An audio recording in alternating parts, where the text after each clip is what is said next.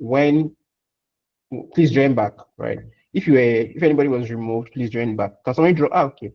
I was going to say, can somebody drop it on the group? But then I realized that I made it to only admins can chat. Give me a second.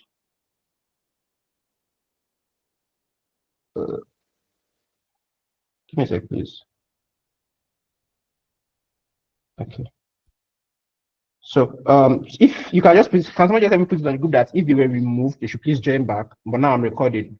So yes, when it comes to, where was I? So when it comes to AI, you want to act like your AI's manager. If you work under a manager, maybe as a writer, as a designer, whatever you work, you know that you know your work, but your manager sort of gives you direction. So for example, where I work as a writer, when I write an article, I'm probably a better writer than my boss, but she has the overall insight. She has more context, and we'll be using that word a lot, but she has a lot of context as to what would work, what the company heads want to see, what they want to try, and so they can tell me, oh, don't mention this, mention that.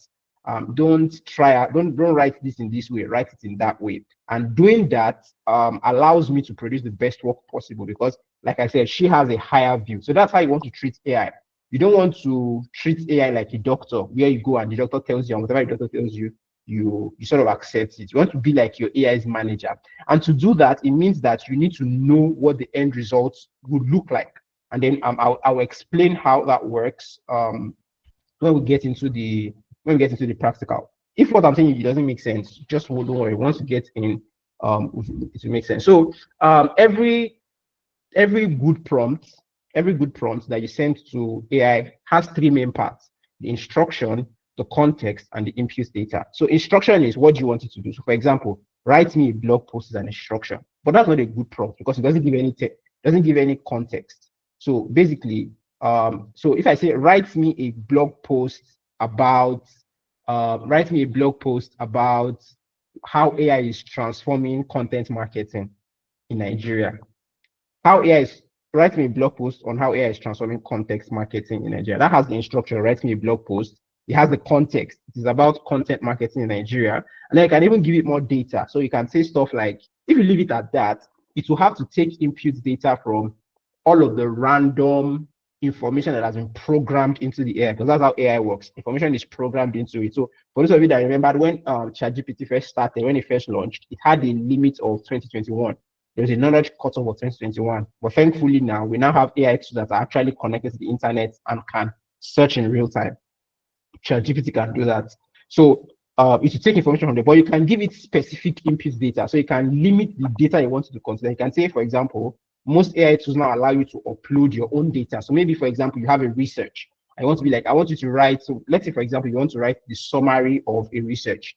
I want to say, oh, I want you to summarize the research on how phone usage is affecting people's focusing ability to focus, right? Now, normally, it would have to go to the internet or whatever backlog of information. But you can say with a special focus on this particular research. So you can either mention the research or upload the research, and much of what it's going to say is going to be based on that specific research. So a good prompt to have your instruction, to have your context, and to have input data. And you see how I use that when we get into the practical. Now, you would notice if you spend time on social media, you would notice that a lot of people try to give you prompts, like they try to do like special prompts. You say stuff like, oh, if you want to get the best results, use this particular prompt. Personally, I do not believe that prompts are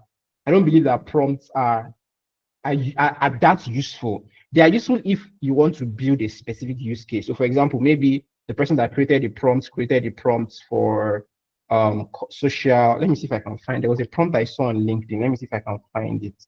That has this example. Let me see if I can find it. Give me a sec. Is it here? Nope. Okay, it's here on my phone. So I will just send that to, give me a sec. I'll just send that to my WhatsApp so I can show that to you.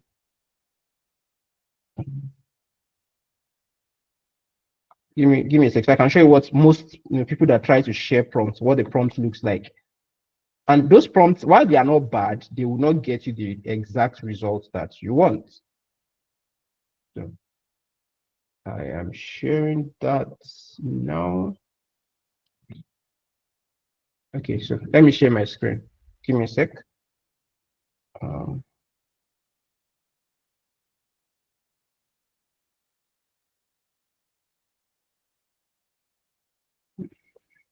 okay. So if you can see my screen, please let me know. If you can, let me know if you can see my screen. Yeah, we can. All right, cool. So this is an example of if you're on social media, you would have seen prompts like this, how you should copy and paste this kind of prompts. And they are not bad, but the problem is this kind of information doesn't help you if what you want to create is not a LinkedIn profile. So for example, if what you want to create is an Instagram bio, if what you want to create is a blog post, for example, this doesn't tell you how to do that. So it's very, very limited, which is why I don't believe in sharing prompts. Why? You will not see me say that, oh, use this prompt. What I'm trying to teach you is a how to think about AI, how you use AI. My prompts are usually way more detailed than this, like way more detailed. And you will see that when I share it. So that's so this type of prompting is called one-shot prompting. You just give it a prompt at once and it spits out whatever results you want. There are also different types of prompting techniques. You can search them online. Let me just read through a few. Like I said, so I just have the idea. So there's one shot prompting, this kind of prompt. There's few shot prompting where you say stuff like where you give a few prompts in quick succession. Then there is role playing technique. I used to use that a lot before. I don't use it as much nowadays because AI has really gotten really good that you don't need to. But before, if you say stuff like I want you to act. So, for example, if I was going to use it to create a LinkedIn profile, I'll say this AI chatbot should act like the best content writer or the best LinkedIn page content writer in the world, right? I'll give it a role to play. So, if I want to write a copy, if I want to write copy, I'll say act like the best copywriter in the world. If I want to write, if I want to design a website, I'll be like act like the best website designer in the world. And that's so every answer that it gives is going to be coded within the context of it's going to be coded within the context of this the person that's writing this is an expert, and it helped. But that was around ChatGPT 3, which was like very early, late last year, early this year. But after ChatGPT 4 came out, it wasn't necessary. Like the AI was smart enough to understand that context without you needing to tell it to role play. So you don't need that. Then the next one, which is the last two are the ones I use a lot. I call it chain of thought prompting and iterative prompting.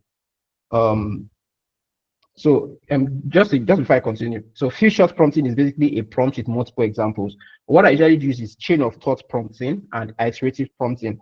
Chain of thought prompting is more detailed and a little bit more complicated. Rather than asking for one output, you ask for step by step. So a very good example I typically use if I want to write a blog post, where people would be like, "Oh, write me a blog post that that is about this." I would say I want to write a blog post about this.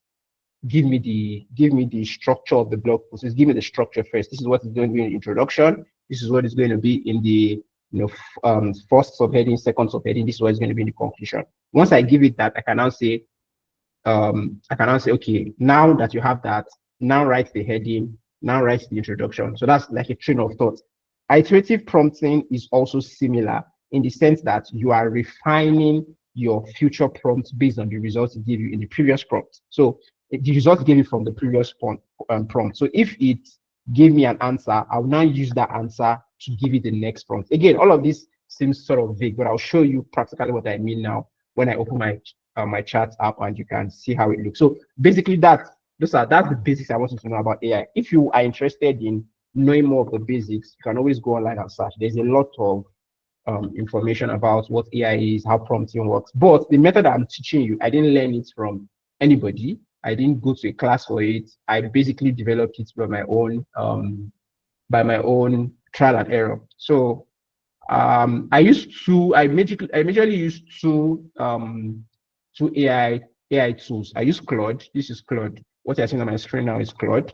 Then I use ChatGPT. Let me see if I can find it. So this is ChatGPT. They are I personally prefer, so each of them have specific things that they excel at and things that they do not excel at. So for example, ChatGPT is good. I personally use ChatGPT when I'm not writing, when I'm not generating an output that I'm going to share online. If I want to learn something or do something for myself, I use ChatGPT a lot. But if I'm going to write, because I'm a writer, and Claude is very, very good at writing, like very, very good at writing compared to ChatGPT, at least before they launched this O1 version. But Claude has been very, very good at writing. I started using Claude, I think, around May, and that's been exceptional for writing. So I use Claude for writing, but I use ChatGPT for longer thoughts. And you see, there are pros and cons to each of these tools, and I'll show you how I use both of them. So let's get started with Claude. Just before I continue, I will say that when it comes to, just keep this in mind, that when it comes to using AI, the most important thing is giving context. The more context you can give your AI tool, the better the results that you will see. And I will show you a practical example of that, about how context helps. So normally, if you want to write, you just write your prompt here. So just write it. So let's try out one of the prompts from that. Let's try out one of the prompts from this. So let's say I want to create a LinkedIn headline. So let's just copy this. Create a LinkedIn headline. So let's just try this. So you can basically, if you've never seen an AI work before, this is how it works. So create a LinkedIn headline.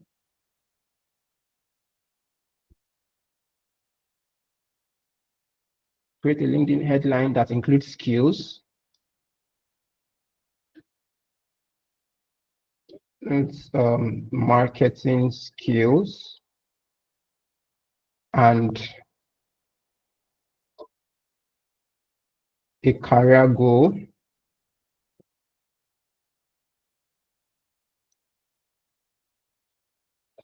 I'm getting a new job, right? So this is a LinkedIn headline. So this is, I mean, it's not bad. This is the headline, right? So now if I was going to, so there's just a very brief example of how you can make a prompt better.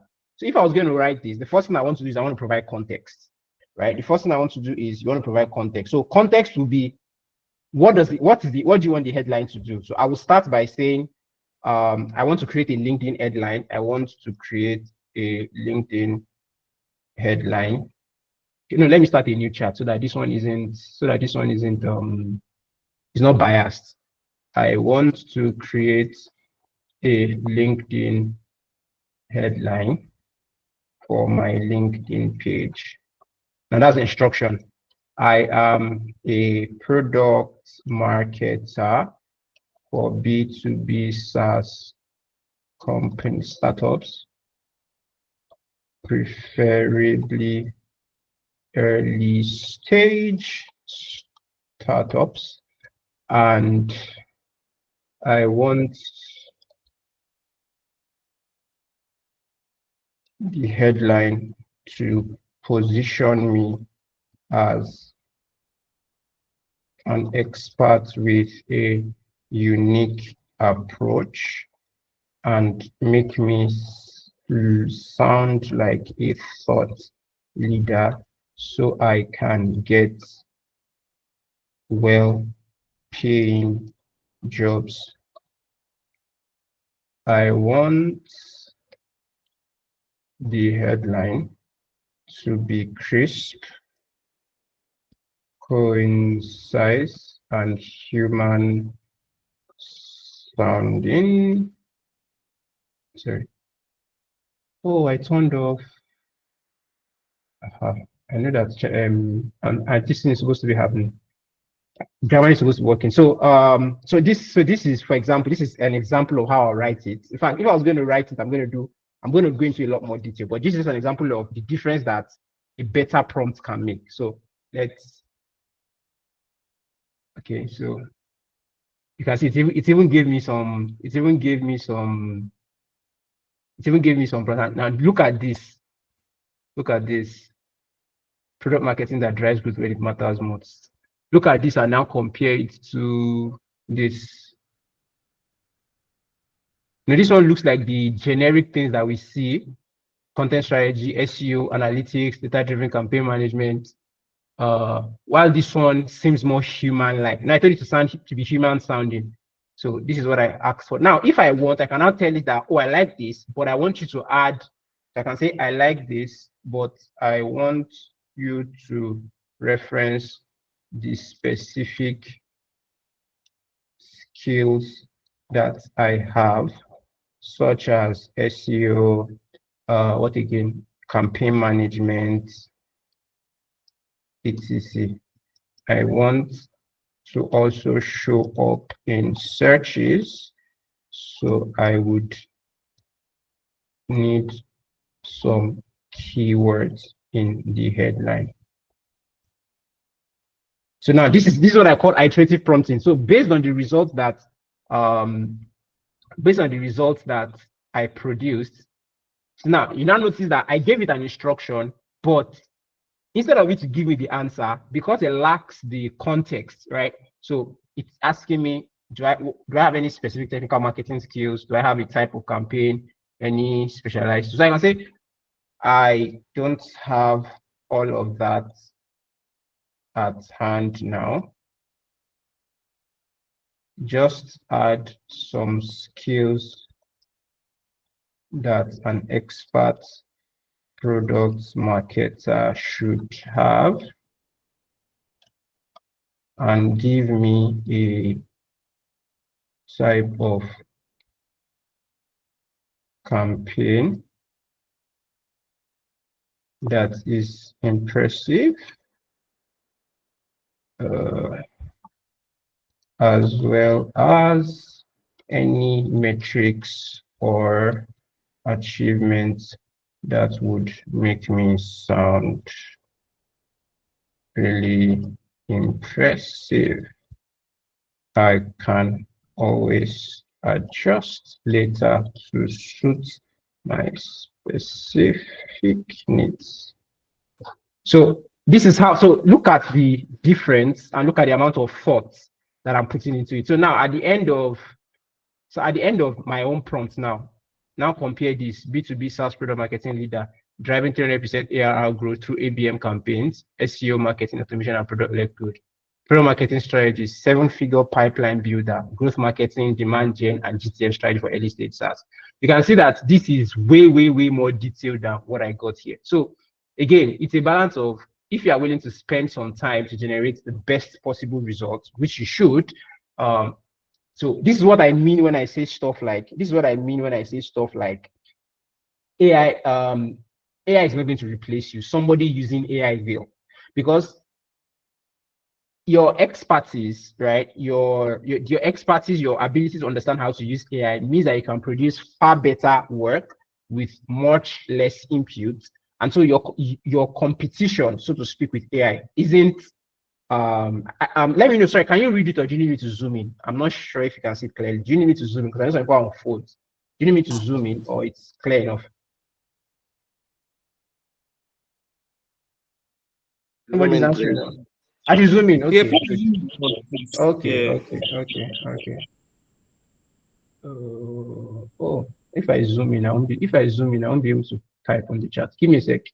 Let me see if I use this. Okay. All right. So here, so for those of you that didn't see, so this is the first one I used. This is the prompt that I found online. I just said, include marketing skills and a career goal of getting a new job. Right. So you notice that this one doesn't even talk about the kind of marketer I am, just digital marketing professional. It's bland. Right. Now, if you come to what I did, I first told it, I gave it context. Remember I told you about context. So this is context. Product marketer for B2B SaaS startup, preferably early stage startups. This is context, right? And here's the result I want. I want you to position me as an expert. I need to make me sound like a thought leader, and it makes me get well-paying jobs.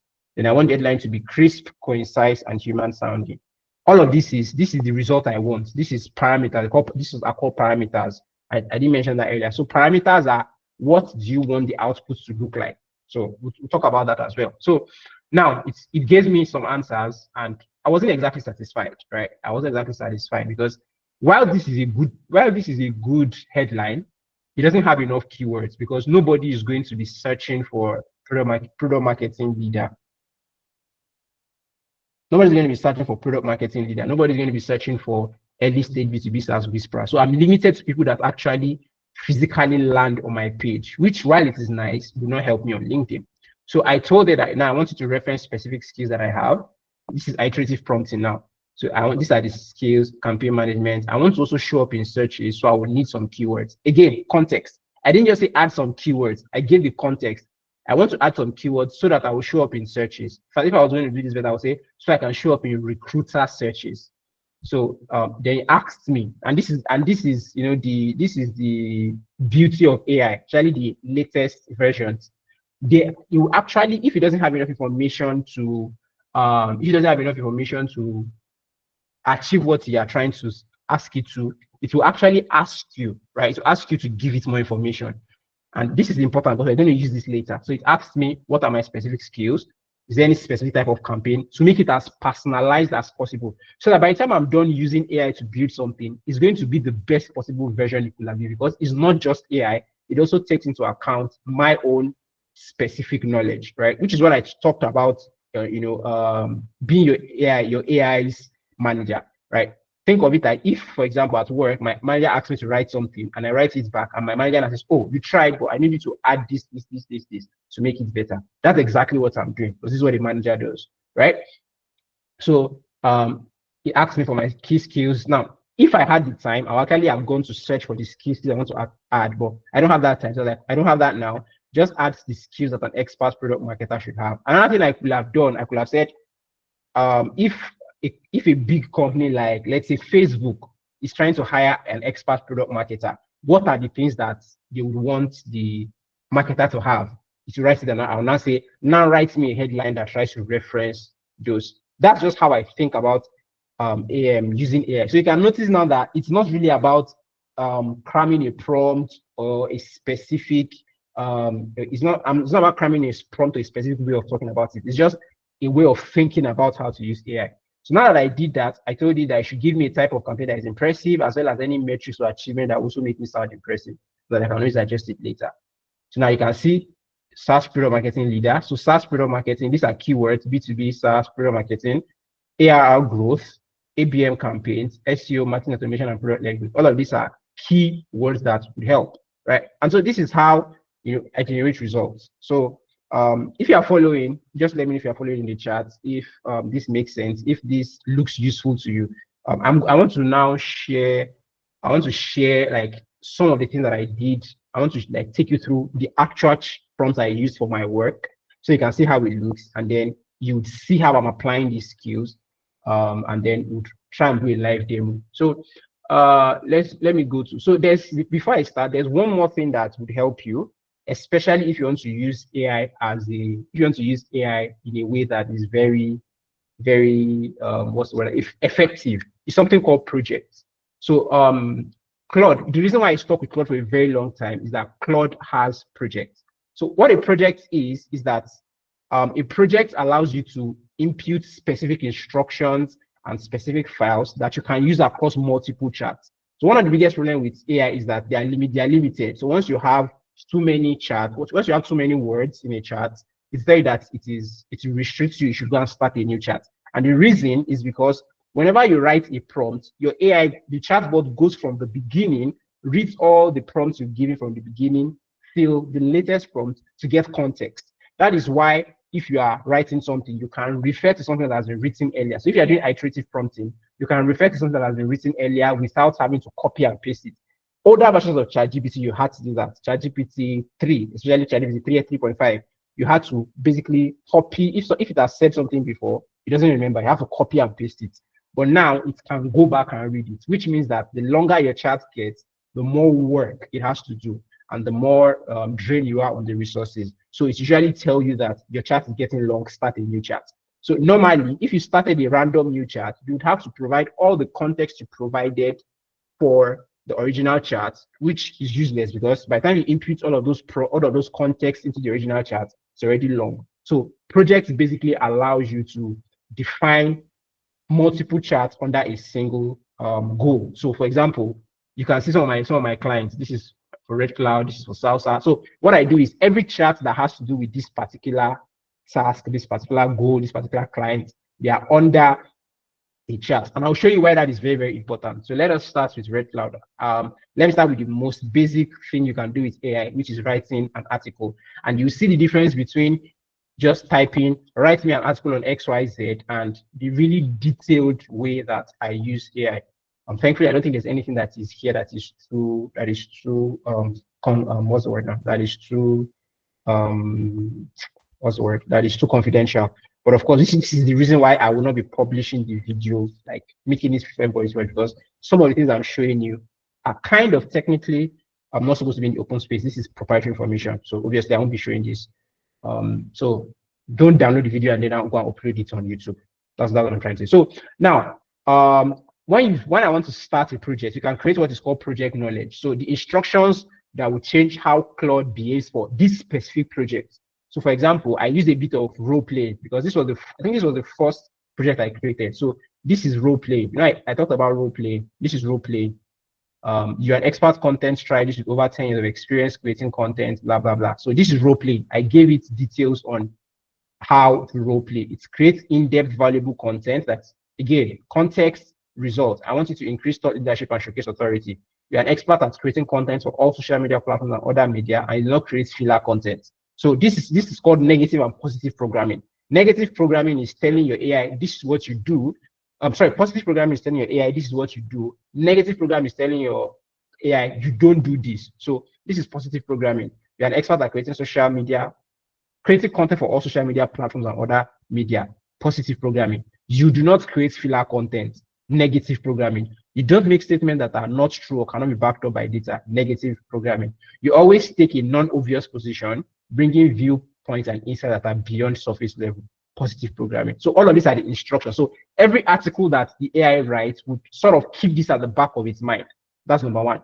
Number two is that you can actually upload samples, and this is probably the best thing you can do for your AI. Give examples. So when you want to generate a particular type of result, and this is actually especially important if you are creating something in a space where you are not an expert, and you see how I actually use it in another chart. But it helps give more context. So let me go to the very first chart. I think this is the first article I wrote for using AI. So it's a bit long, but you see how I wrote it. So let's run through it. If you are following, please drop a thumbs up or drop it in the chat. Some people raised hands. If you have a question, please drop it in the chat and I would, reply. But I hope that this is useful and this is making sense. All right, let's keep going because we have a long way to go. So now here's what I want to do. I want to write a blog post for Red Cloud around the topic. I have the topic driving innovation in retail along emerging markets generative AI. Now, I didn't say get started. The first thing I did was I told you that in order to write the best possible article, I have attached some other articles that I'm reading from Red Cloud. I'm trying to give context. So the first thing is that I want you to analyze those articles in order to understand the writing style, tone, the type of context, and other key indicators. Again, this is what separates random $5 content writers from someone like me that has done it for a while. I know what a good piece of content is like. I know the key things that you need to look out for. This is why I always say AI on its own cannot replace you.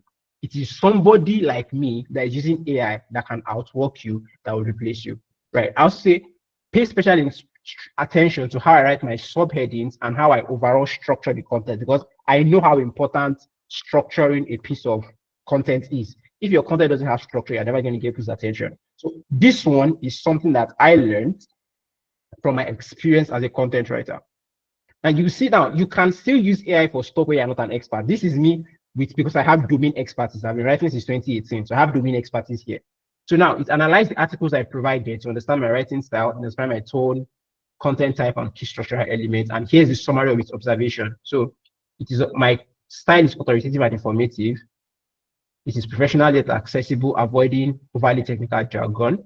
It is optimistic about the potential of emerging markets and technologies role. It focuses on practical applications and real-world impacts. Now, the structure of the content, it has clear descriptive headlines and subheadings that guide the reader through the article. It has an introduction that sets the context and outlines the article's focus. Because I think I created like three different articles that I could compare. Then I gave the body section that explored different aspects of the main topic, and then a conclusion that ties back to Red Cloud solution. Then I used relevant recent statistics extensively. I include reputable source organizations as my sources like IMF, McKinsey, World Bank. The statistics are in integrated smoothly into the narrative, providing context and credibility. So the elements, the key content elements, this is broadly how I structure my content. I discuss a problem, I emphasize on how technology is changing things, talk about challenges, and explain how our solution helps. That's the broad structure of how I write for Red Cloud. So I use a narrative approach. It really starts with a broad view of market trends. So I talk about the global market and all of that. Then I begin to narrow down to specific problems. And I use a problem solution structure. I write the problem first and then the solution at the end. Then the articles are generally about 1,500 to 200, generally around 1,000 to 2,000 words. Then I have a clear call to action. So now, based on this analysis, I'm ready to help you craft an article on driving innovation in retail across emerging markets with generative AI that aligns to established style and structure. So now, any article that this AI writes for me would, to a large extent, follow my established style and structure, so that when I submit the article to my boss, it doesn't look that much different from all I've been writing. And you will see now that when people say stuff like, "Oh, I don't like AI-generated content," my response is always, it's not like you don't like AI-generated content. You do not like poorly generated AI content. There's probably a lot of content you've read that is AI-generated that you don't know. So now my next prompt, you might talk about iterative prompting. So now, next thing, I want you to create an outline for the article. Remember, I didn't say go and create the article. First, to create an outline. So give me 2 to 3 subsections, excluding the introduction. So that's 4 sections in total. Under each subsection, give me in bullet points all the points that the section should cover. Then when writing the subheadings, do not use 2 phrases. This is, I don't like whenever you're writing the headline, use XYZ colon ABC. I just don't like that style of writing. I don't like it. So rather use a straight phrase or sentence like the examples. Now, it gave me an outline. First problem, it ignored my prompt. Look at the introduction. The retail landscape in emerging markets, colon, challenges and opportunities. Then it gave me the bullet points. Second one too, colon, because AI sometimes can be stubborn. Brief explanation of generic, blah, blah, blah, blah. Third one too, first headline, colon. And where's the last one? And then the conclusion, right? So now, whenever AI does that, you simply need to go back and remind or refresh it. This is what I meant when I said AI is not really thinking. This is an example of how AI is not thinking. Because if AI is thinking, it will not go directly against what I said it should do. But because it's not thinking, it's basically doing advanced prediction. For an example, if you want an example of what rudimentary or basic AI is, for those of you that have, if you use an Android phone, or you do not, if you use the keyboard on your phones, once you start using your keyboard, it learns to suggest some words. So for example, if you're in a relationship, yes, I'm going to flex on you single people, and you always say good night dear or hello dear. The minute you type hello, it's going to suggest dear, because it has learned from pattern recognition that when you say hello, you typically add this at the end. So also using the bulk of the data that it has gathered over the internet, that a lot of times when people are writing headlines, it typically uses, people typically use colon, so it defaults to that, right? So it did that. So now I want to correct it. Now look at how I corrected it. Look at, very, very important, because if you don't know how to do this, you'll be stuck with whatever AI wants. You'll not be able to control it. So now I said, this is not what I want the outline to look like. Remember, I did not give you the sample of an outline. I gave you the sample of an article, not an outline. So I went to find an outline, because my own personal, the way I write is, even before AI, I will first write out the outline, and then I'll now be filling in the outline. I don't know if I can open, I don't think I can open the document here. I will have opened it for you. But basically, I wrote an outline of an article I wrote before. I found the outline, and I said how Africa and Latin can break free from import dependency and increase local production. And so that I can see how I prefer outlines to be written. So I said that the subheading should be in heading 2 font, and then the bullet point should be full on instructions notes rather than single line. And then I'm explaining how generative AI colon blah blah blah, and the third subheading blah blah blah. They use colons to make the heading. I don't want that. Make it a simple, straightforward sentence. Of course, I apologize, and I'll adjust the outline to match the sample of the style you provided. So here's the revised outline. You've not started writing the article. This is just the outline. You're still just fixing the outline. You've not started the article itself, right? So now, introduction. Begin with a compelling statistic. This is how I usually type, of facts about the current state of retail in emerging markets and the potential impact of generative AI. introduce the concept of generative AI and its potential to transform retail in emerging markets, briefly mention Red Cloud's role in driving innovation in these markets. Now, this is the next subheading. Look at the subheading. The retail landscape in emerging markets is ripe for AI-driven innovation. This is how I prefer my subheadings to be written because it flows better other than the nonsense colon thing. So this is what I prefer. So it explained everything, discuss the current state of retail, provide statistics, explain how traditional retail models are struggling, blah, blah, blah. Then generative AI transforms retail operations and customer experiences, strategies for successful generative AI adoption in emerging markets, then the conclusion. So this is what he gave. Now, I said this is better. I'm not done yet. I said this is better. Then I want the headings to be in bold, and headings to be in bold, heading 2 fonts, so I can easily see them so that it doesn't like, get muddled up. Then, now this is me giving corrections. Section 2 and 3, section 3 and 4 rather, which is this one and this one, they are quite similar.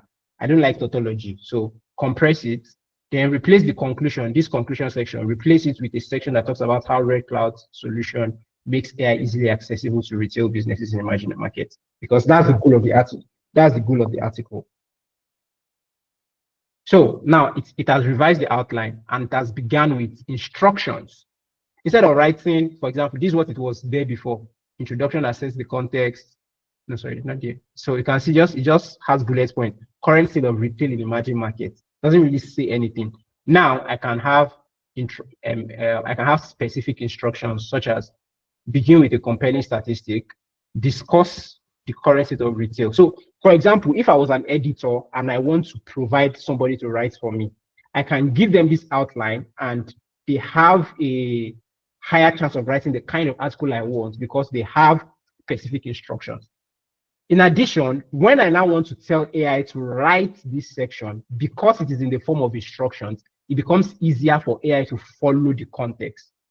I hope you're following how I'm building, stage by stage, right? So this is the outline. So what I typically will do is I'll copy this outline, I'll go and paste it in a document, right? And then you can see the heading now. Red Cloud Open Commerce Solution democratizes AI access for emerging market retailers. Generative AI transforms retail operation and consumer experiences. So now it's acceptable. I know that I was going to make some edits as I continue writing, but I want to start with the introduction. So this is the point for the introduction. Begin with the compelling statistics or fact about the current state of retail. Introduce the concept of generative AI and its potential to transform retail. Briefly mention Red Cloud. So all of this is stuff that I have provided earlier. But I'm not done. I still have to give it more context. So I'm giving it context on, I want it to be compelling based on this point. It must be succinct and precise without being too wordy. I don't just want you to write, because these are the things that I know that make a good article. So when I want to write, I want it to be succinct and precise without being wordy. I want you to incorporate some relevant data and statistics to make it richer. Again, more context. For the format, I want to have 2 to 3 paragraphs of 2 to 4 sentences each. That's the format I want, so that you don't just doesn't write, so that one paragraph is not exceptionally long, one paragraph is not exceptionally short. And then I want this section to talk about what I want this section to talk about. The goal is to give a premise for why innovation is needed in the retail sector across emerging market. If I stopped here, I would not have gotten what I wanted.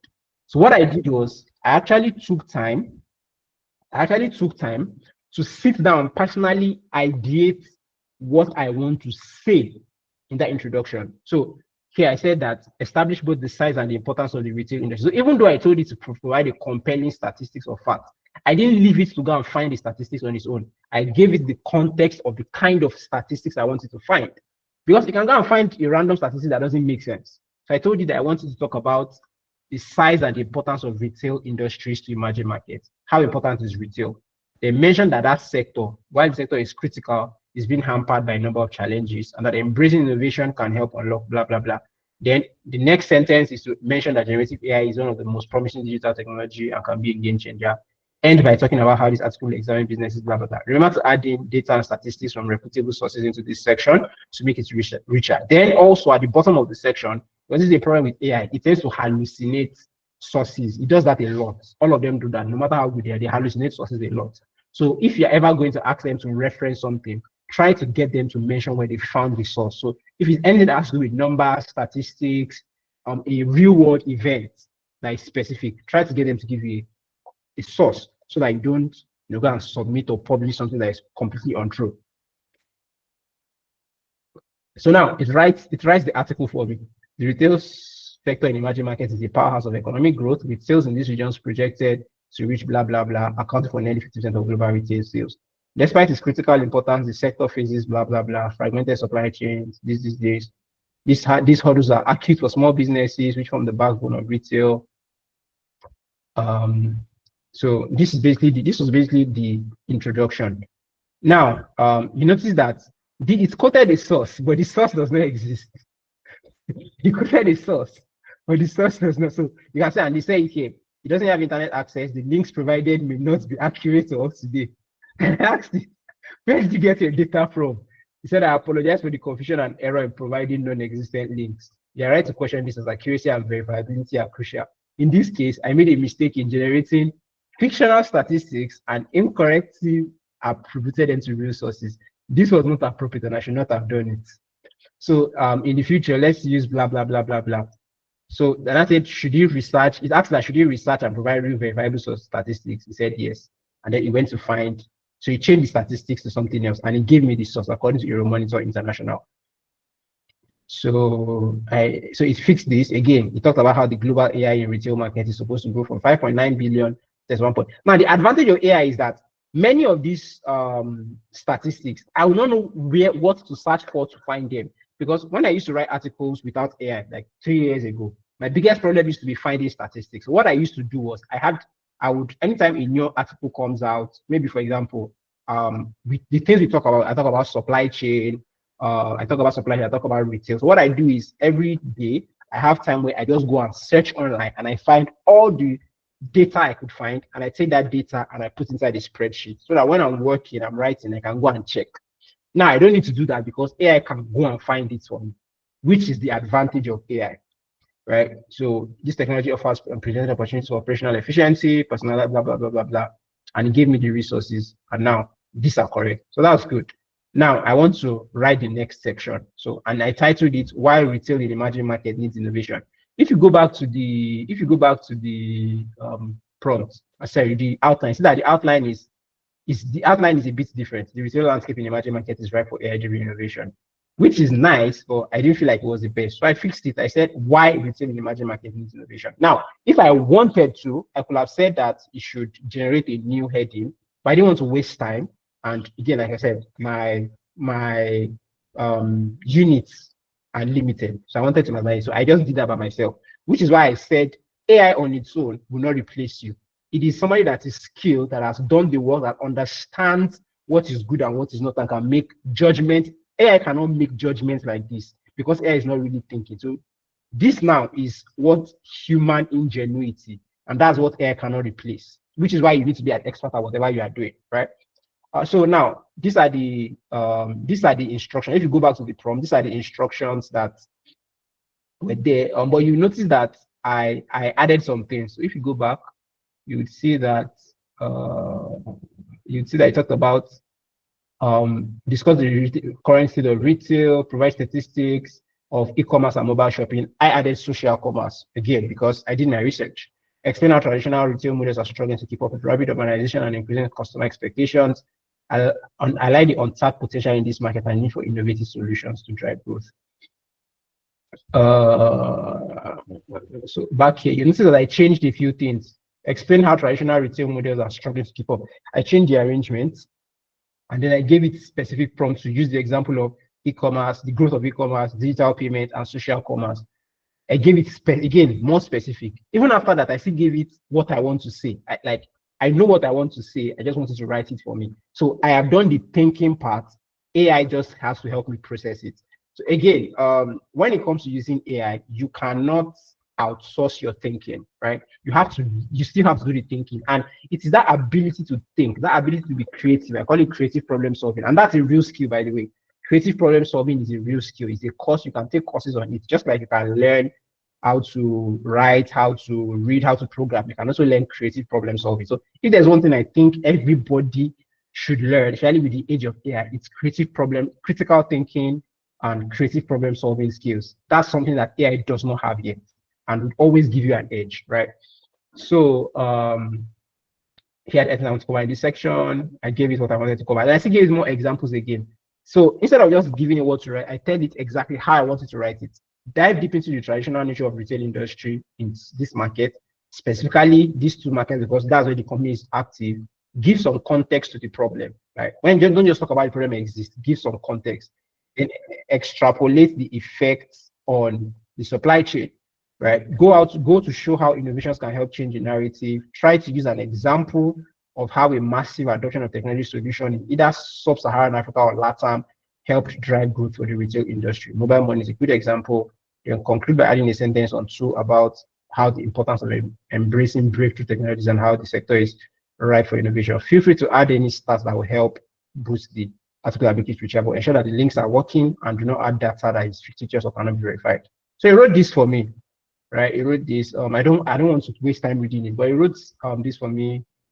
It's not bad. It's like this is like early 8/10 or 6/10 or like 6 or 7/10, right?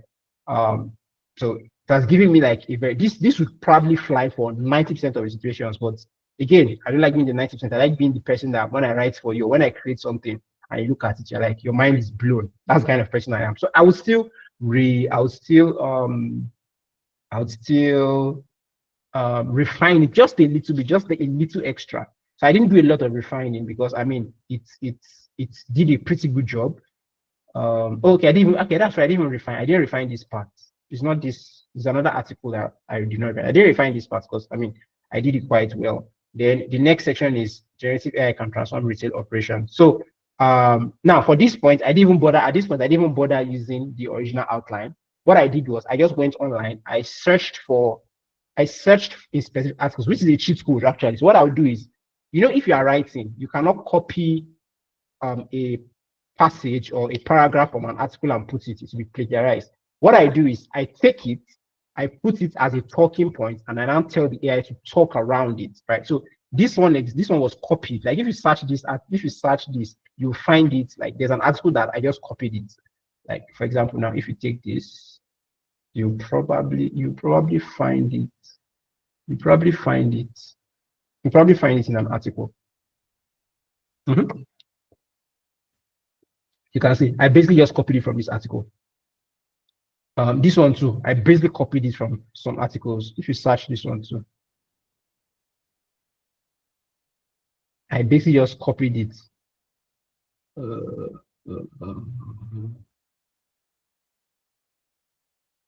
So all of this, I basically just copied it from inside an article. Though most of the time, some of these articles are PDF, so you won't find them online because it's inside the PDF. Basically, so when I gave all of this information, it now uses all of that in addition to sources. Now, I didn't mention the sources, but because I'm the one that copied it, I have the sources for all of this data. Right? I didn't give it the sources for all of this data. So he went and he did the background search and found where those data was mentioned, and then he talked about it, right? So I'm not copying, I'm not plagiarizing people, I'm using their ideas.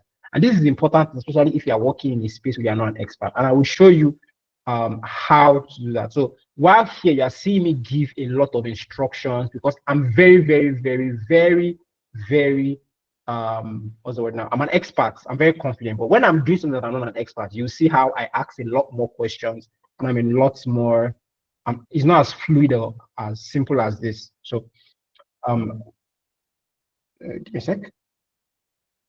So I talk about. So it talks about all of this. Then it now get listed some stuff. Now, personally, when I'm writing articles, except for if I'm doing a listicle, I don't like using bullet points, except where it's extremely important. I didn't feel like I needed. I didn't feel like I needed. I didn't feel like I needed a bullet point. So when I was going to edit it, I just said rewrite the paragraphs to use in paragraph rather than numbering. I don't want the numbering thing. I just copied and said don't write it as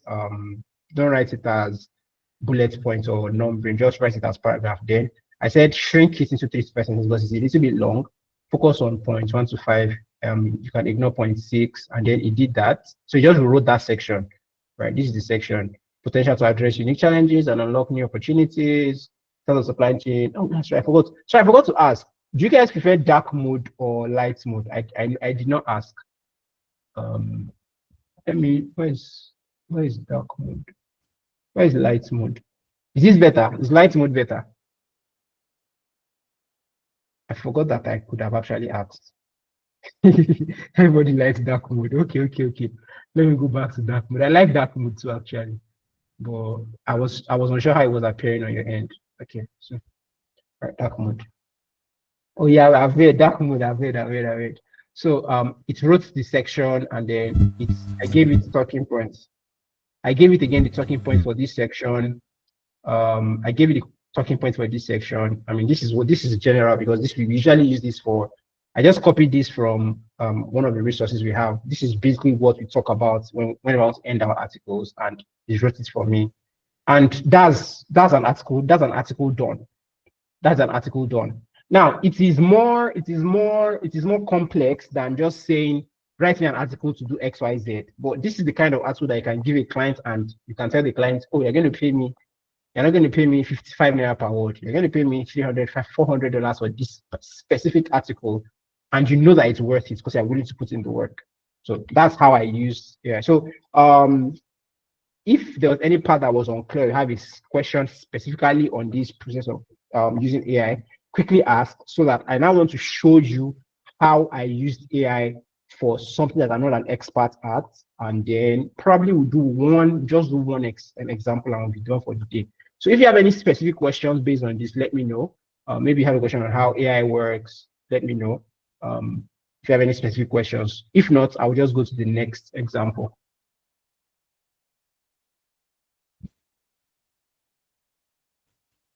Any question? Nobody's asking any question. I would have said I should show you another article I wrote, but I think I've covered it, so I don't think I'll have the time. Anybody has any question, you can raise your hand, you can type it, whichever one works. Okay. Damilari said, okay, so Bambade, I said, okay, you can ask your question. Unmute and ask your question.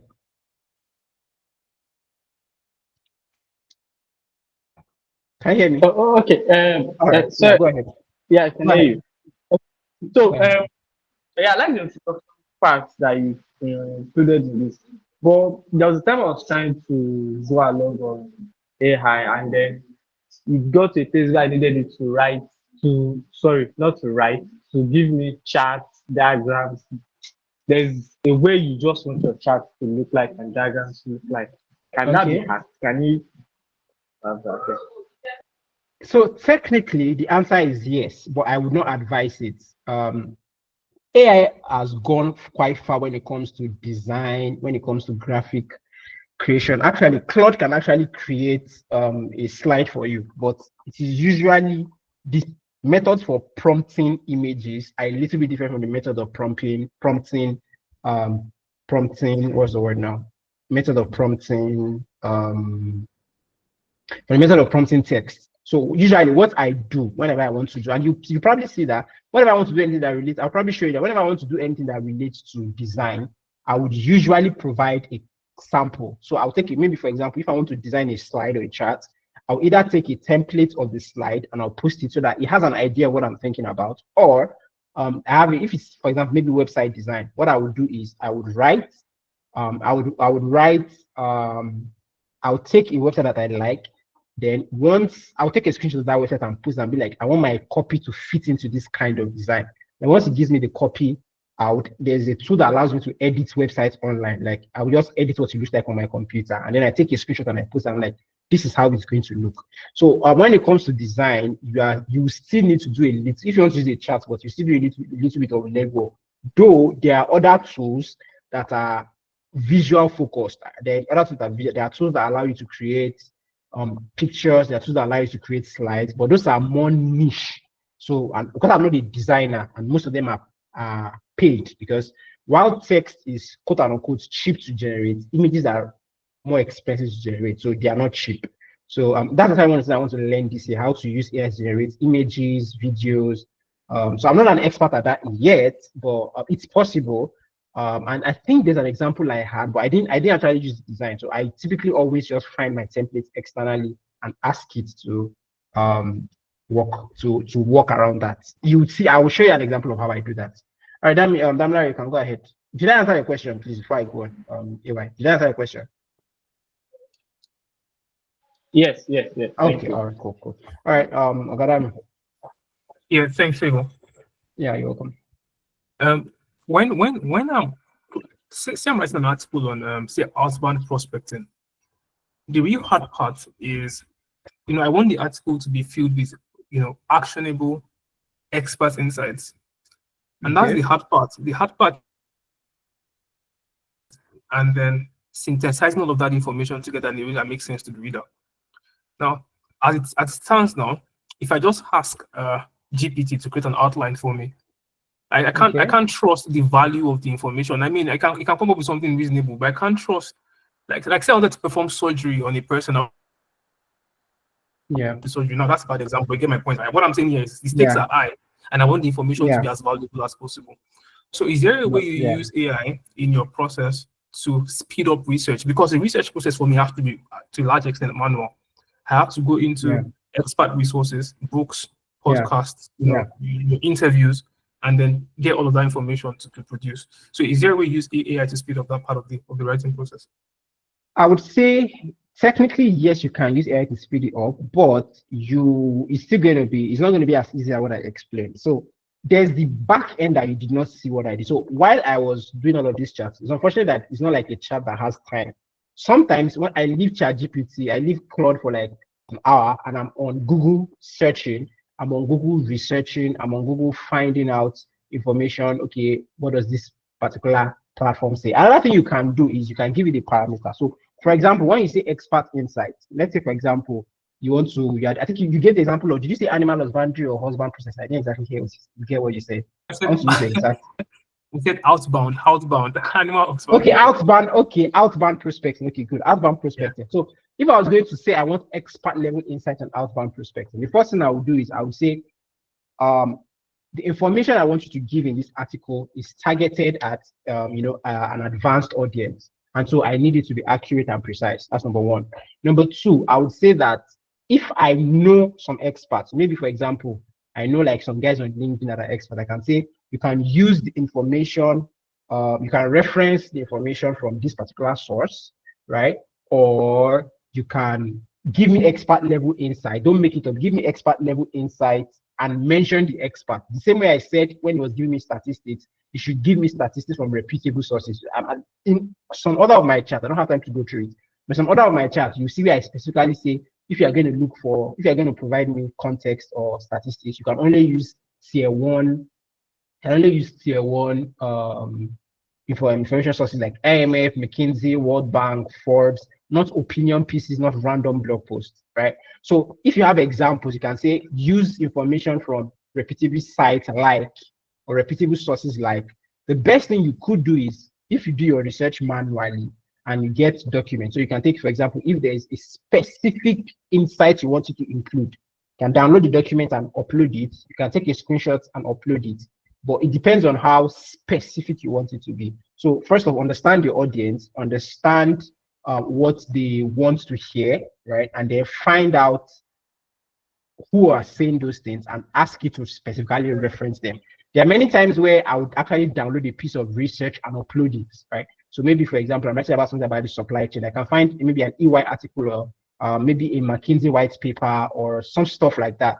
I download that report and I upload it, right? And so all the things it's saying, most of the things it's saying comes from like 3 or 4 of those kinds of reports. It's a little bit limiting, but at least I am sure that I am not say random things. Another thing is that whenever I'm prompted, I always talk about non-obvious solutions, expert level insight. I think I mentioned something like that. How that you're an expert, you don't provide filler content. So you tell it beforehand that you want something that is not obvious. Of course, you also have to be able to identify what non-obvious looks like. But what I always tell people, even if people reach out to me and ask me, oh, I'm writing something, what I always tell them is you want to make sure that whatever article, whatever you're putting into your readable content is not something that somebody can say if they are going to the market. Like the example I always give is if you are, in a bus going to the market and you start talking with somebody, you don't want to generate the same talking points that would be said in that kind of conversation. You've raised your hand again, so you have another question. So please ask your question. I don't know if I helped. Yeah, that helped. The second Okay. question is based on something you just said. So Okay. typically when I'm going through research resources, Yeah. what I typically do is I use an AI tool to summarize it. So that gives me insight Okay. into whether this is worth Instead, reading. what is Then I the now okay? determine not Perfect. decide to read now. My life would be so much easier if I could trust AI to help me extract the insights. I'm just wondering, do you have the same trust issues? Like, can you say, okay, analyze this and be sure that, do you have, or, I mean, I've never used AI before. What I use mostly is GPT and Glass. Do you So think you can what I trust so it to extract valuable yes, insights from yes, your material, or you should do it yourself yes. manually? Actually, I did. So for this client, Salsa, I don't know if I'll have time to go through Salsa. Maybe I'll try and go through Salsa. When I was working with Salsa, I did that a lot. So I would tell it to when I was writing marketing plans. I was creating marketing strategies and marketing plans. When I'm doing that, so for example, when I was creating our positioning and marketing documents, right? I had a lot of resources and I upgraded all of those resources into Salsa. And I'll tell it that uh, when you say something, mention the specific page you got that information. So let me see if I can find it. I think I did something like that. I think I did. Let me see if I can find it. I'll tell it to, is this Salsa? Yeah, I'll tell it to find, yeah. So just for context, whenever I'm working with Salsa, we write case studies, right? So I'm writing a case study based on something that happened, right? I'm writing a case study on real world events, so I cannot get it wrong. Does that make sense? I cannot get it wrong because it's real world event. I cannot say that we did something where we did not do. So what I'll do is when I upload the what's the word now? When I upload the proposal, so for example, you can see this proposal. This is a proposal. This is another proposal. This is a proposal that we submitted. So when I'm asking it to write something, this is for SEO keywords, right? So when I'm asking to write something, I told him to. I'll tell you to mention where it got the specific information. So I've already uploaded the PDF for the document. Then when I tell you to write, I'll tell you reference the page. This one even do it well. I'll tell you to reference the page, right? Okay, so evidence in screenshot 3 and 4, mobile friendly and flexible solution details from master proposal. This is page 3 under technical approach. So if I want to, what I would typically do is I will usually have the document open in another page. So when I read it, I'll just quickly go and look at that page and check it. That's how I use it. So I tell it specifically, whatever you're writing, give me the sources. So for example, like the one I saw, if it's on the internet, I'll tell it to give me the internet from the internet. If it's if it's a document that I've uploaded, I'll tell me exactly where in the document you are giving me that information from. So that's what I usually do. Right. I think I did that again for another. I hope that helps. Damn Larry. Yeah, yes, it does. Do you mind if I ask a clarification or Okay, um, sure. so my question with the second one is not really about hallucination. It's more about Okay. You're breaking up. I didn't hear you. Hello, can you hear me? Your damn Larry, your voice has vanished. Or it's only me. Can you guys still hear me? Yes, we Yes, can yes, still I hear can you. hear you. Okay. We can Damn hear Larry's you. voice. Damn Larry's network has cut out. Damn, if you can hear me, I can't hear you. Your voice has cut out. So maybe drop it in the chat. And I would address that. So this is already it. Let me quickly go through one other example, and then I'll try and do an example today, and you see how it works. Okay, that would be uniphonic. Dami, I'm still waiting for your question, but you cut out, so I didn't hear you. okay, can you hear me now? Sorry, Yeah, I was can hear you internet. now. I can hear you now. Yeah, I can hear you now. So I was saying my concern wasn't about it hallucinating information now. It's more Okay. about whether I can trust it to mine valuable insights from what is available. Like my guess is that if I go through Yes. something myself, my judgments can more accurately identify what is valuable or not. So I have Well, problem like rescinding control it's, to a third party. Some even a human, it can be hard. yeah. And I You just want just to clear have the same to. concern. So what I would advise in cases like this that you do is that you do a bit of a mix and match. So first ask it to generate valuable insight from your resource. Then now go and read it with your eyes and be like, is there something it missed? And then if it did miss something, you can reprompt it and say, oh, you did not talk about XYZ. And then ask it to explain itself. That's one thing that if you have the time, you can, if you have the really have the time, ask it to explain its thought process. So you can say, I want you to mine valuable insights from this particular document. And for every insight you mine, give an explanation of why you chose that. Most cases, it will give a reasonable answer. But again, you have to remember, AI cannot think. It's basically doing, it's massive, it's impressive, but it's basically doing pattern recognition and next word prediction. It's basically an advanced version of when you're typing and it's doing next word prediction. So that's still a limitation because it's not an expert. Another thing you can do is if you do what's the word now? If you do role playing, ask it to act like an expert content strategist or expert, blah blah blah. It can help, but ultimately, it's like this is why capture still works. For those of you that know capture, that's why capture still works because AI cannot see, it cannot contextualize on its own. It needs to be explained to contextualize. So I don't think that maybe when Sam Altman develops AGI, maybe we are going to get that, but I think we are still a little bit limited in that space. That's the best we can get for now. So you would still probably have to do the legwork of the research, the insights, give it the insights, and then ask it to work on it. Thank you very much. If it could do that, it can replace you. If it could do that, it can replace you. So I think you should be happy that I can't do that, because right? Yeah, replace you. Yeah. All right. So let me quickly go through this client content. So basically, they wanted to build a business case document. Right? That was the goal, to build a business case document. It was a very long period. It was like 2 weeks project. It was very long. I think this was the period that actually made me decide I need to teach AI, because I got this job on Upwork. I did not know anything about building a business case. I mean, I've heard about it. I've built some similar things, but I'm more marketing than business there. So I really did not know much about it, right? So, well, like, I mean, I have AI. I just started using Claude. I think this was my 2nd month of using Claude. It was around this time I bought Claude Pro, right? And I was like, I'm smart. I have the spirit of God in me. Let's try this out. So I said, I want to write a business case strategy for, that's the name of the company, a marketing automation software. The case will be in presentation format, which means the words need to be simple, concise, and straightforward. It is intended to be viewed by a corporate business partner with the intention of getting them to invest in the software. So this time, I'm not trying to talk to an audience to buy the software. So I'm not going to be talking about the features as much as I'll be talking about the market and the fact that it has potential of making money. Again, important context. If I did not provide that context, it should be presenting the business case as though I'm talking to a client. So, but this is why context is important. Please, can you all see my screen? Can you all read it well, or do you want me to zoom in even more? Can everybody see it? Okay, everybody's gonna see it. All right, cool. So I have an outline for the business case. So I created an outline. The client gave me an outline, sort of. I also have an outline. And then I also have a series of documents and research that the client provided. The client was very, very gracious to provide a lot. I mean, he had to, because I don't know anything about the product. So he gave me a series of documents, gave me a series of research. So what he did was, so I did not need for it to go and browse outside, like Daniel was saying. I didn't need for it to go out to go and find information. The information was available to me. I just needed it to combine all of that information. And there were a lot. Like, the information was like, some of them 20 pages, 40 pages of documents. I don't have the energy and time to compress all of that myself.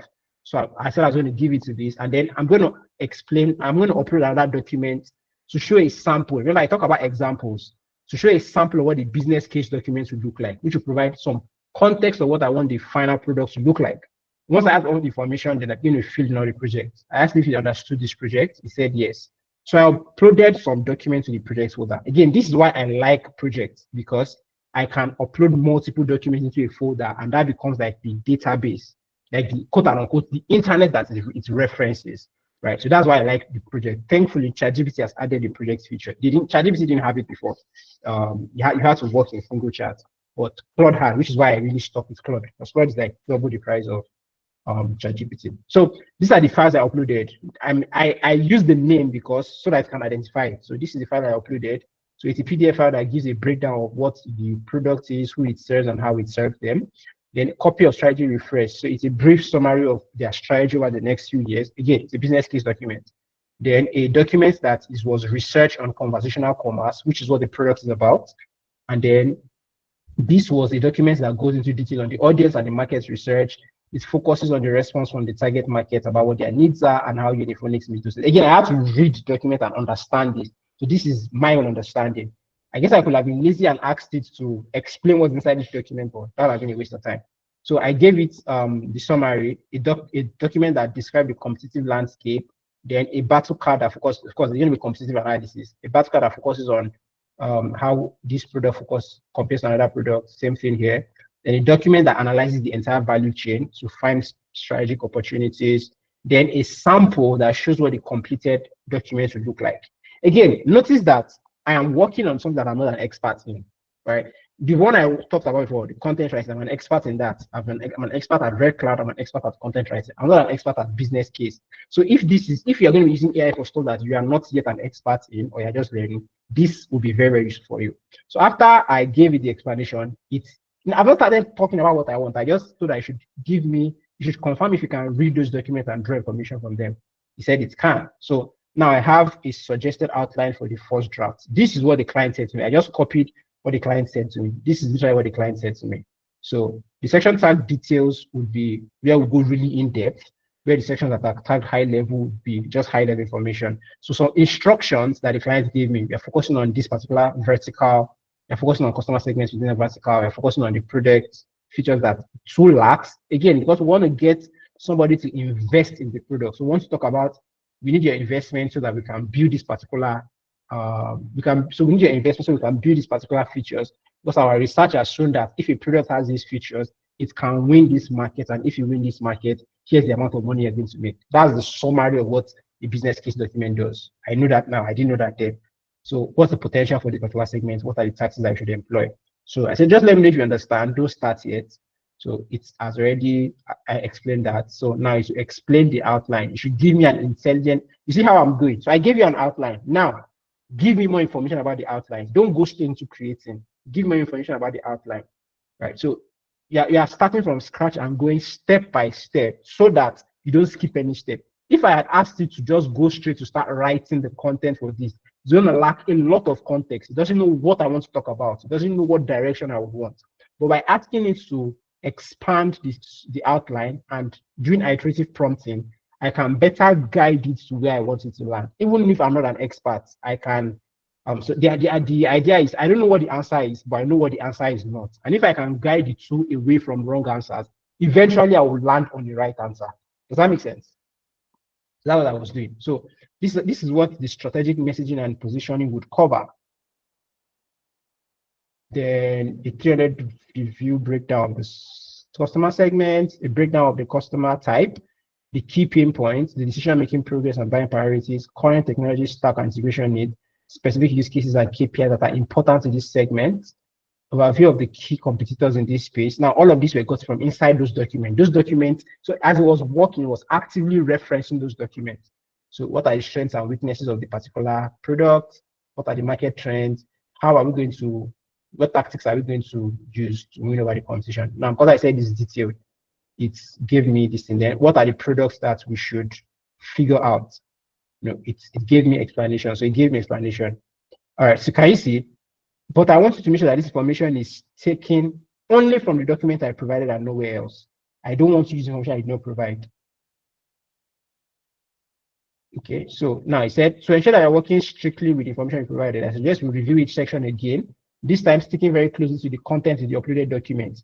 Would you like me to do that? Pulling specific information for the documents for each section. That way we can be, this is a little bit similar to what Dan was talking about earlier, that we can be certain that all the content is directly sourced from, I mean, not exactly, but it's a little bit similar. So you can see, he said from this particular document, right? These are the still I want to focus on from this particular document. Now, the reason why I did this is because I do not know what other documents to include, and I don't want it to include something that is blatantly wrong. So the best thing to do is just to stick with the written word, stick with what is given, and don't go outside of it. No extraneous context, right? So just focus on that. Then, so so it copied it from the document, and that's what he used. So it needs to be in the presentation. So we're going to turn into slide. Then we're going to follow the same tone that was used in the PDFs I sent, short, sharp, and crisp. Can you see? So slide 1 gave me the list of things I'm going to do, the list. So I now started talking about how I want to build a slide. Let me see if I can go and find that slide. Let me see if I can find this slide so that you can see what it looks like. Give me a sec. Let me check my drive so I can find it. Ah, it's already 8:30. Jesus. This is the first draft. Is this the one I created? Yes, this one I created. This one I created. Yes, good. This one I created. So let me see if you can see it. So this is what I created. So this is a table of contents. So I asked it for it's important blah blah blah. So I said I should give me I want a sentence that will fall under strategic messaging and positioning before we go into the first slide. So this so I thought you should use this as an inspiration, just a simple sentence.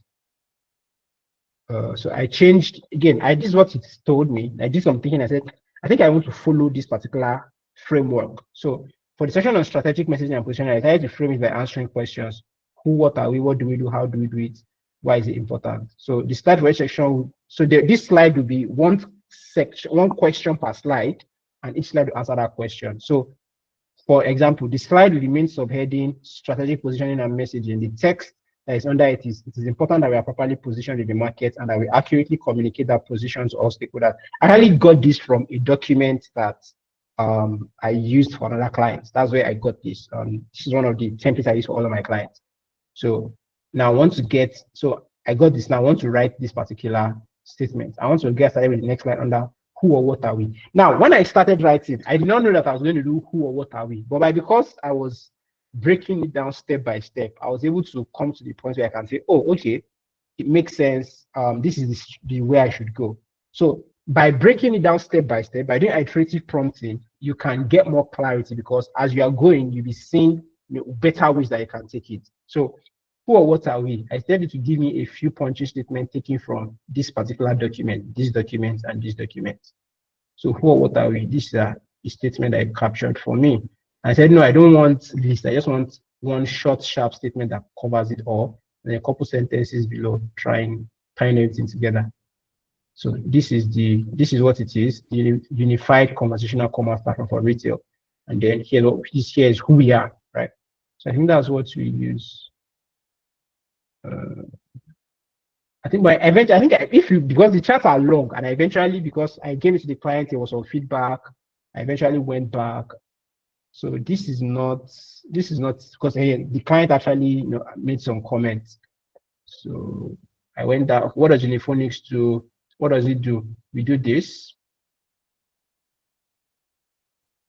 So I'm now correcting it. So it gave me a line that says generate high quality options or increase order fulfillment.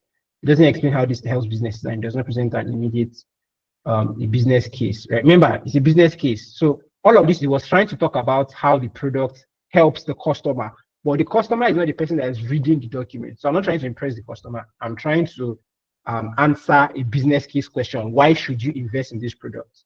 So it's a B2B product. So this is a more useful information that a client wants to find out, using numbers. It's a business case.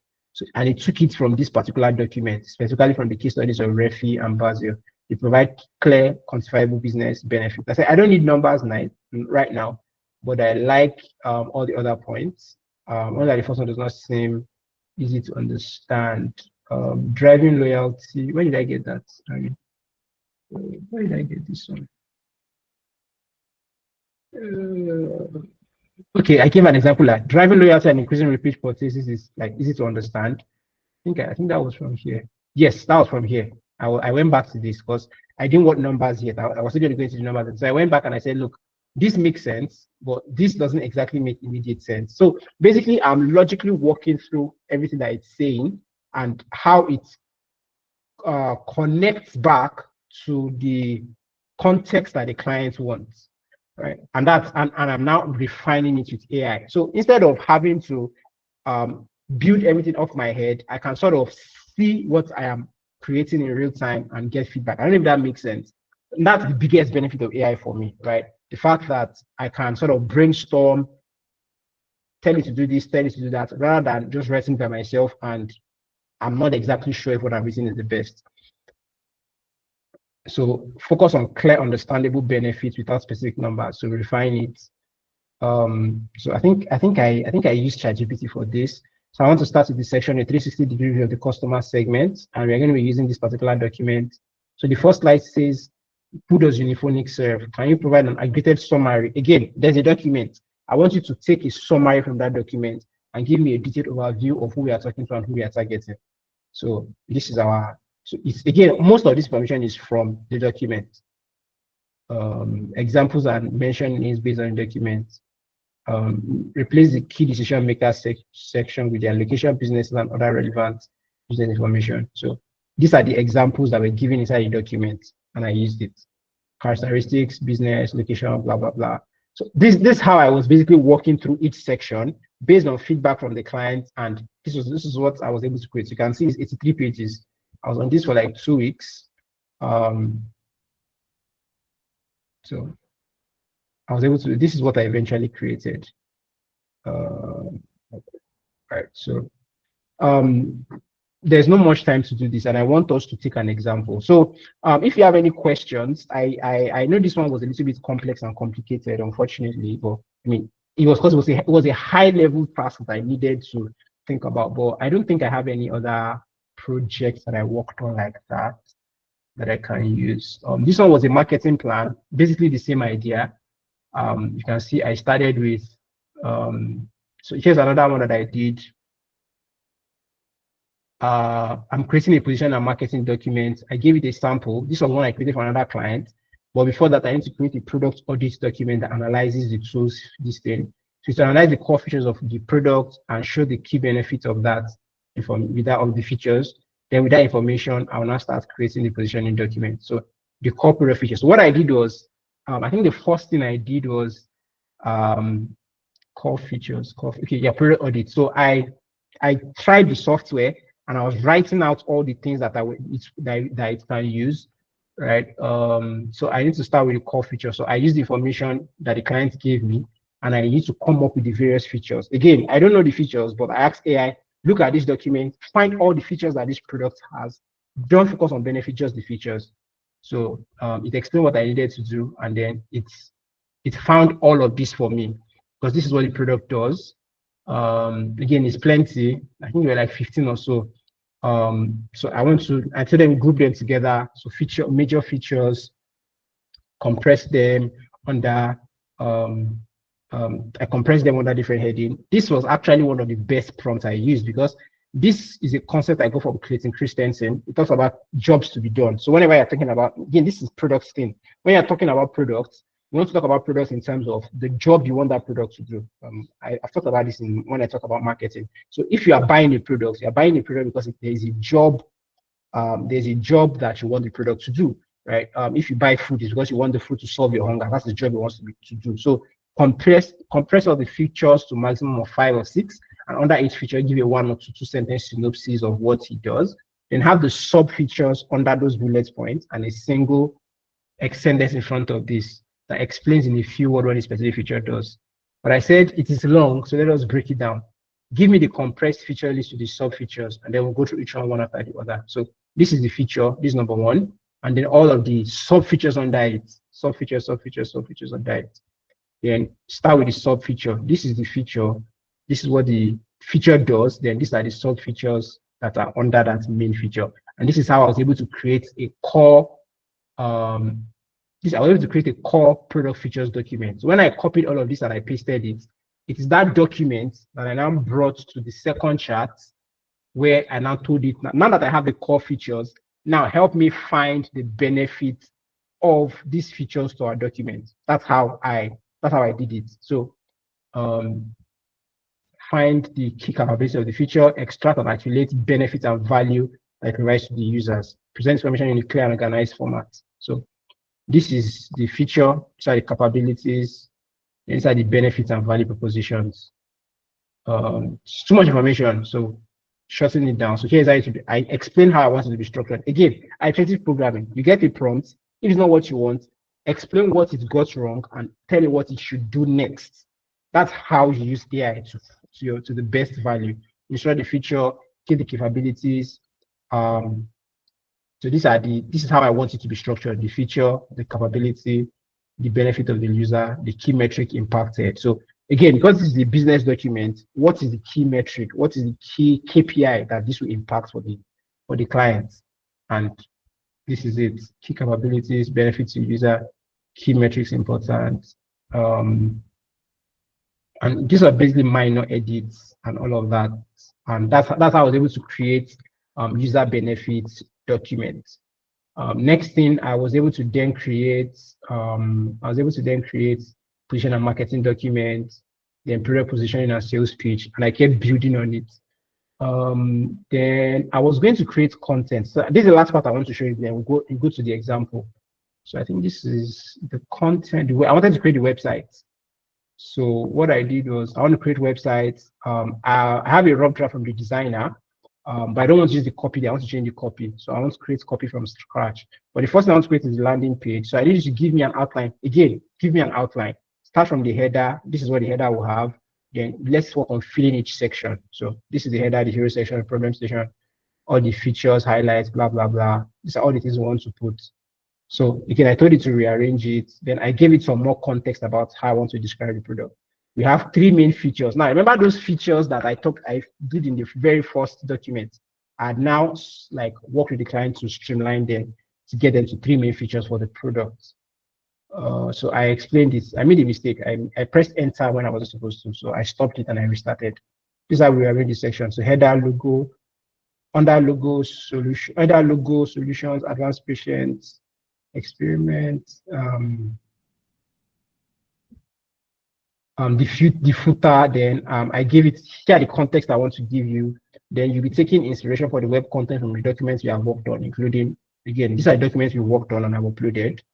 So it gives me the structure. So let's start with the hero section: headline, subheadline, call to action. Again, I told you that I don't want all these half phrases separated by commas. This transform your practice, empower your patient, that kind of stuff. I don't want it. So let's do the headline. Give me 5 to 10 samples. Make sure that it made sense. So these are the examples. I didn't like any of them. So I said I didn't like any of the headlines he was giving me. I said, let's go back a bit. What is the main value proposition? Right. So the main value proposition, it is this, right? Then the key points that it can get from the document, he got it. So I give an example. This is a product I worked on like years ago. So I give an example of that. So simple, professional, relatable promise: simplify your clinic from check-in to checkout, run your clinic smarter, not harder. Give me some examples. Then I chose the one I want, which is this: reduce no-shows and automate all your clinic operations with a single click. So it's more like I'm in a brainstorming session. So this is another example that I chose. So it gave me some examples, and I think I gave what I chose, and I said, give me the subheadline. It gave me the subheadline. I think it was too long. I made some specific minute changes, right? Give a better definition. It looks and sound confusing, edit it. Doesn't scream medical software. It's not like a random edit that. I think it's okay. So it's edited it. I said it was too complicated, so let's rewrite it. And if you wrote it to this, and I think this makes a lot of sense: a complete clinic management system that makes sure the list smarter and keeps patients on track with timely reminders. Easy to use software handles everything from check-ins to medical records and billing, helping you work more efficiently, cut down on paperwork, and spend more time caring for patients. And I use this. Just I made a little bit of edits on my own. So instead of complete clinic management, I just use all-in-one healthcare platform. Streamlines your clinic's operation with smarter scheduling, which is here, and intelligent task automation. Then I use this. I basically rewrote it here, and that's it. So that's basically how I did it. But the problem, like I said, the problem with Claude is that once your chat gets long, it will start limiting what you can do. So I have to take it to another chat. That's the challenge with Claude. So let's.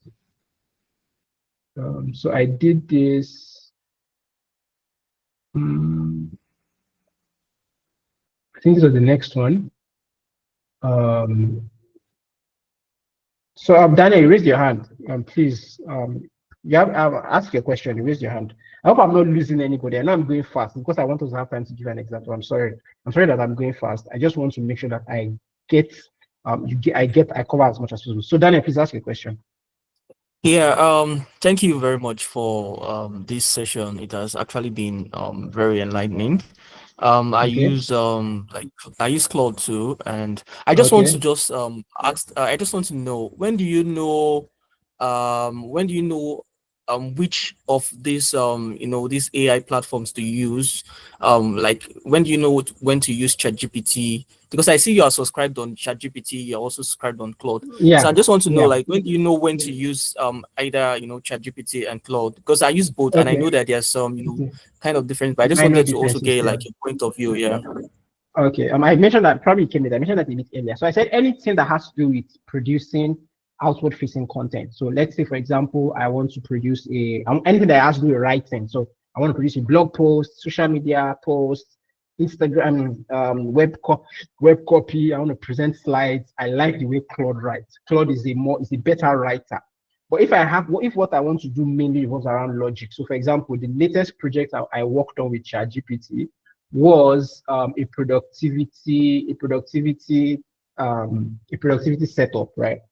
And this is the advantage of ChatGPT. It can take a lot of content. So here's how I started, and I went up to here. If it was Claude, I'll have to use like 4 different charts. So anytime I'm doing something that is not outward focused, that is more about reasoning rather than producing an artifact, whether producing a spreadsheet, I use ChatGPT. But if I'm going to produce something, I'm going to produce a spreadsheet, I'm going to write something, I usually use Claude. That's how I use them. That's basically how I use them.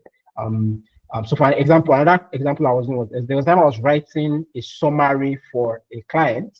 So what I'll do is I'll take a YouTube video, right? And I'll take the transcript of the YouTube video, take that transcript, put it in ChatGPT and ask it to give me a summary. Then when it gives me the summary, I'll take the summary and put it in Claude and ask Claude to turn that summary to a blog post. Do you get? I didn't I because the summary is just basic logic, and because the summary is very long and I didn't want to hit my limit on Claude, I'll ask ChatGPT to give me the summary. Then I'll take the summary to Claude, and then Claude can now write a blog post from the summary. That's basically how I use it. Does that make sense? Yeah. Thank you very All much. right, all right, good. So now that I have like an idea of how I want to create the content, here's what I was explaining about giving context. So I wanted to so the next thing is I want a heading in bold, a subheading on body text, and a carousel of all the features that Cliniky offers. And I took a screenshot from one of a source, an internet source. I took a screenshot and I posted it and I said, this is how I want it to look, right? So, and I asked it to give me that, and it gave me the headline in bold, the subheading, you get. Then for the features now, I took an example. So you can I edited this actually. No, I didn't edit this.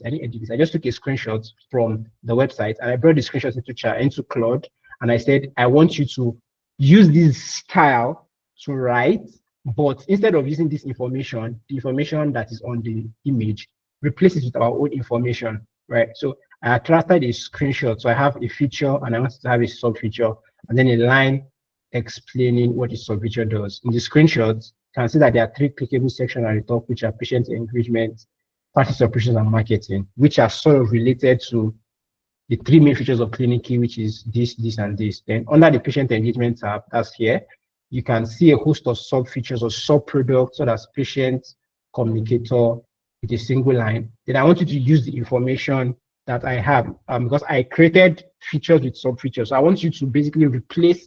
I like this design, but I want you to replace the copy with the copy that we are going to create. That's basically what I was trying to say, right? And so it did that. And let me see if I can find the document. Let me see if I can find the document. Cliniky landing page.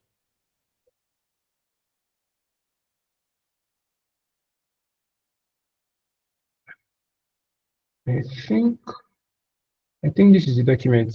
So you can see how I created it. So yeah. So this is the website I used as a sample. This is the website I used as a sample, and I was basically just adding in the copy. So when I ask it to add in the copy, I'll put it in. Though this was not the first version. I think this was the second version. This was the second version. Let me see if I can find the first version. Cliniky web content. I think this was the first version. Give me a sec. Please let me quickly find. I think this was the first version. Yes, this was the first version. This was the first version. No, this was, sorry, that's the second. This is the first. Yeah, this was the first version. This was the first version.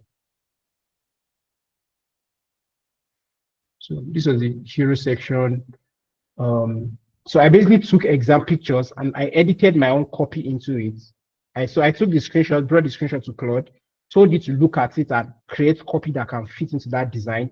It did that. Then I took that copy, went to the website and put it inside. And then I took a screenshot and I put it in the document. That's how I was able to create it. Did this for like a couple of weeks, and the client paid me for 3 months. The client paid me over $2,000 eventually over 3 months, and that's basically all I was doing. I didn't have to do too much. I mean, I didn't have to think, I didn't have to research, but because I was building based on the information I built earlier when I was creating all of these documents, it was easier. So I asked it to look at all of these sub features and then removed it, and then it made the sub features, and I asked it to write the content, a brief explanation for each sub feature, and then it wrote it for me, and that's how I created the website. So this is already 8:44. I would stop here. Unfortunately, I don't think we have time for me to do an example now. So we'll do that tomorrow. So like I mentioned, I have a form that I'll send to the group after this call, where if you have a specific use case that I've not touched at all, or you think I'm not going to touch, you can send it in. You tell me exactly what the use case is, what you want to create. So are you trying to create a blog post? Are you trying to do a website design? Whatever it is you're trying to do, write it there. If there's any context, any info, any documents, any websites, anything like provides context, upload it to Google Drive and drop it in the space I put for the link and make it accessible to all. Please make sure that if you are dropping anything on that, let me even show you the form so that I can see what it looks like so that you understand. So this is the form where you're going to fill it. Let me preview. So this is what it's going to look like when you fill it. Your email, your name, your phone number, what specific use case do you want to use the AI for? So whether writing a blog, blah, blah, you should have a premium account, because if you don't have a premium account, you will not be able to replicate the things I'm able to replicate. It doesn't matter. You can still use the free version. I just want to be aware, right? Then if you have any specific document, any specific information that you think will provide more context for your specific case, rename those documents or that information, put it in a spreadsheet, put it in a Google Drive folder, and then drop the link to the folder or the file. Because I don't want to have to be asking to upload files. Uploading files on Google Forms is just very annoying. So just upload it in a folder and then drop the link so I can access the link. Please make the link accessible to the public. Don't restrict it. When you go to share it, let me just explain how that works. Because I know a lot of people unfortunately do not know how that works. So if you have a folder, sorry, you probably know this, but if you have a folder I want to share, this is how you share. Because you'll be surprised how many people don't know how to share. So it's going to be like this.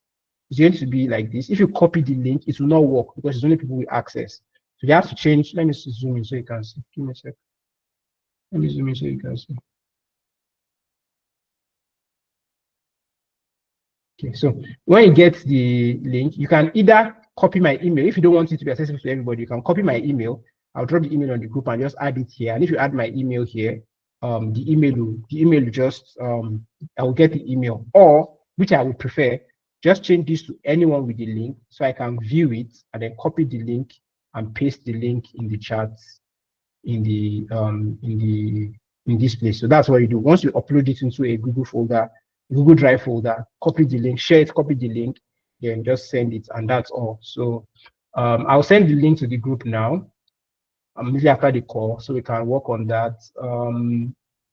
If you have any questions, please feel free to ask. I know that this was a little bit complicated. I know that this is not exactly simple. I try to simplify it as best as I can, but it's this is really what makes the big bucks. This is really what impresses clients, because you have to be able to go beyond the obvious, which is why I said I'm going to give you the replay, because if I don't give the replay, you might not understand it, but you can sit down with it and slowly study. And I'm also going to start a newsletter, a community and a newsletter around AI like this, where I'm going to be sharing in more detail. Maybe I can share it piece by piece how I use these things, and I can also like help you with your own specific use cases. So if you're on the group, I was trying to delete the group before, but if you're on the group and you think the group, we'll do a poll. If you think the group should stay, we'll do a poll. If you think the group should not stay, we'll do a poll. But anyway, that's not important. The most important thing is when the recording comes out, take some time to listen to it, go over it again. If you have any questions, feel free to ask on the group and everything. I can see Oluwagbemi asking a question. Please unmute your mic and ask so that I can. If you have a question, you can raise your hand or drop it in the chat, whichever one. So, Gbemi, please go on. And you're on mute. You can unmute yourself. Yeah, I don't know if you're speaking, but you're on mute. Yeah, what's up?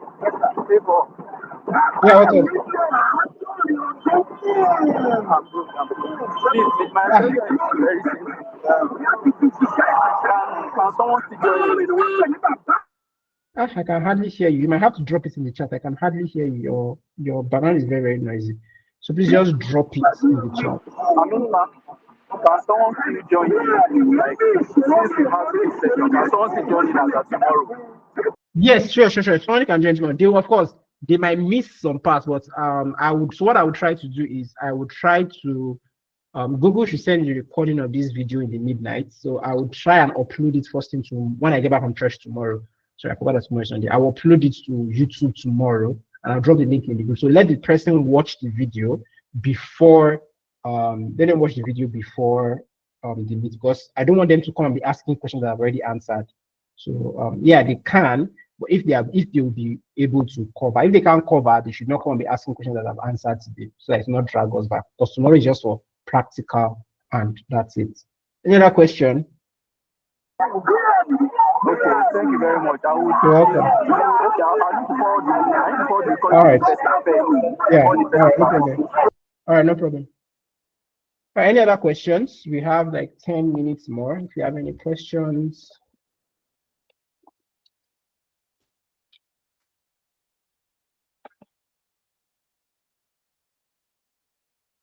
Questions.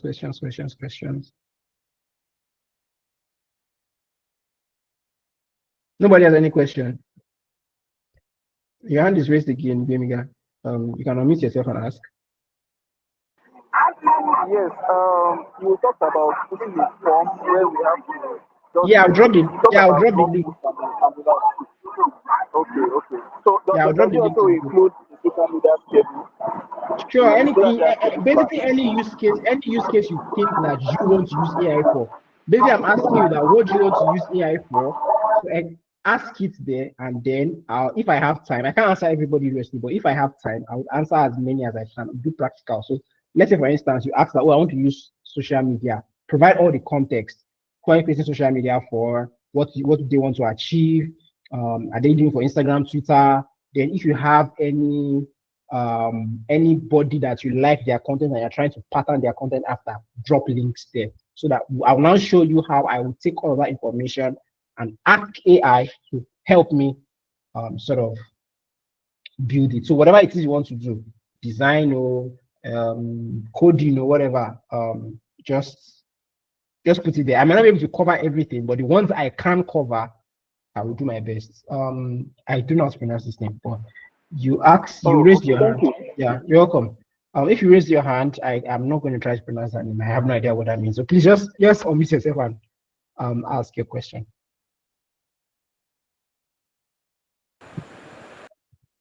Hello. Yeah, good evening. I can hear you. Good evening. Okay. Yeah. I don't know what name is displaying. Okay. Unique. Okay. Yes. I cannot pronounce this name. Sorry. I cannot even try. All right. Okay. But that's okay. So I want to ask a question because I use ChatGPT a lot.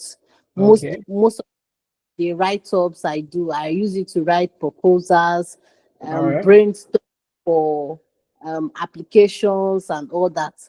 So okay, I think I'm having issues with maybe perfection.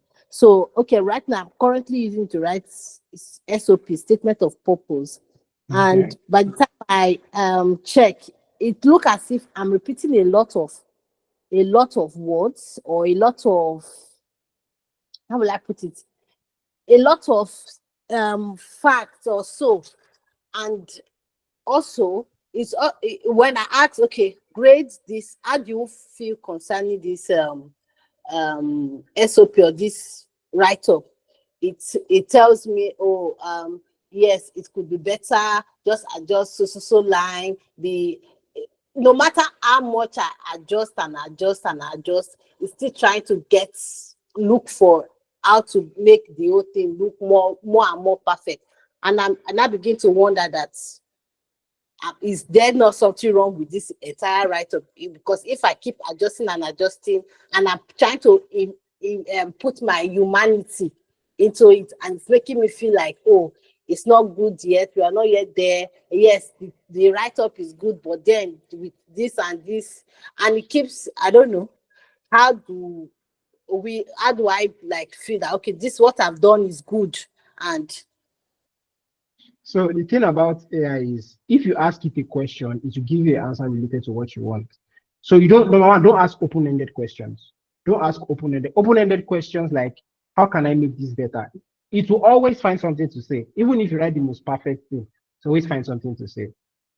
What you should do in situations is, before you start, give it a list of parameters. So for example, if I was going to write an SOP, I would say, okay, I want to write an SOP. I've not written an SOP if I don't know how to write an SOP. So I would say, I want to write an SOP. First, I'll find samples of very good SOPs, maybe like 4. I'll be like, look at these SOPs that help people get into get whatever it is that they were looking for. And I want you to analyze the SOPs to look at what is common to all of them that makes them good. So analyze it, to give you a list, maybe a list of 4 or 5 things. So when you now want to write your SOP, when you're done writing, be like, now using the criteria that established, rate this SOP based on that criteria, and then mention what could be better. So anytime you are replying, you are asking it to not just say what can be better, you're asking it to rate you based on this particular metric. Does that make sense? yeah, So it does. you're not just saying how can it be better. You're saying, like, I don't know when you joined, but when I was writing an article for Red Cloud, I told it that it should analyze my writing style, and then analyze my writing style so that you know what I write. So if I'm going to judge an article, I would take that writing style and said, when we analyze my writing, the content I've written, we decided that this was, what makes the writing work well. Now, analyze this write-up that I've written. How well does it match this standard that you analyze, that you outline? And if there's a place where it deviates, identify it and explain it, and explain how I can do it better. Do you understand? So you need to be very, very specific. Never ask open-ended questions. How should I do this? No. How should I do this? Is okay. Is this better? Can this be better? If you are not specific, you keep going around your rings. Do you understand? So first off, find Yeah. examples of very good SOP. Ask it to analyze and bring out specifics. Not just, is this good? You say, yeah, no, give me specific. Why is this good? Why does it work? How can then, when you're now done writing your SOP in line with that metric, ask it to judge. I do the same thing for resumes as well. I get a resume that is good. I put it in and be like, analyze this resume. How does it look? What works in the resume? When I'm not writing my own resume, now you're not comparing it to the original resume. You're comparing it to the metrics, the standard that I wrote out, that this is what made the article good. I learned this from working with clients. Whenever I want to work with a client, because some clients are very annoying. They can tell you to adjust something 100 times. What I do is, before I start, I'll tell them, what are the things that you're looking for? We list them out. When I submit an article, if you're going to tell me to change something, you're going to have to explain how it's deviated from the list that we created. So you wanted an article that does this, that does this, that does this, that does this, right? Good. Now, I've submitted an article on how does it compare to what you asked for. And where it compares was, can you adjust this? Okay, yes, I can. But I'm going to tell you that if I adjust this, it's going to influence this. Or you only have 2 adjustments. Any other adjustment after that, it's going to be paid for. Do you understand? So that's where I got the idea. Yeah, so that's how I would go about it. Thank you. Again, like Thank I you. told you, it's not about cramming a prompt. It's about understanding how to logically walk through it. I hope that makes sense. If you're like, raise Yeah. your hand, please go ahead, ask your question. I want to be done by this. I plan to be done before 9, but if I ask your question, if All right. Good evening. Thank you very much for the opportunity. So I don't know if you can help, but like what about people that code? Because I had to deal with assembly language few months ago, and I used ChatGPT, and in assembly language there's interrupt and there's procedure. So like it's like you're telling ChatGPT to use procedure, not interrupt, and you're okay, quite specific. So like you okay, said the last time, they are quite stubborn sometimes. So it yeah, still gives you results with interrupts, and you know that you don't want to use interrupts. So like, is it that you don't have to use ChatGPT? Because I've tried to specify as I don't even know the word to use, but it still keeps bringing up interrupts. So, yeah, what do you yeah. So think one can do? so Is the it that question is number ChatGPT is one. not still? But Well, the thing is, ChatGPT is not the go on. best for coding. Chatbots are not the best for coding. There are specific tools built for coding, like Copilot. Because I don't code, I've never used them before. So to be fair, my knowledge in that space is a little bit limited because I don't code. But just based on what I know about chatbots, chatbots can be very, very annoying. There was a time when I was trying to figure out something in my solar system. So I uploaded all the documents, all the requirements into chat GPT, not okay, my chat GPT, and I asked it that. So there's a setting I was supposed to set. It was supposed to set something to start by 3 p.m. to start by 10 a.m. and end by 3 p.m. Right. So it's supposed to be I use 24-hour notation, so it should be 10 to 3 p.m. and 3 p.m. is 15. So the code should be 10:15, which means start by 10, end by 15. ChatGPT kept writing 10 to 30. I'm like, are you dull? Don't you know that 30 does count work in the 24-hour notation? It was just very so when it comes to coding, logic, maths, sometimes ChatGPT is not very smart. Number one. Number two, what model were you using? So I don't know if you know it, but ChatGPT has multiple models. You probably know this. So if you are using a paid version, try to use I think O1. There's O1, if I remember correctly. Try to use O1, advanced reasoning. So try to use O1 if you can. If O1 isn't working, you can try Claude. You can try Claude. But they are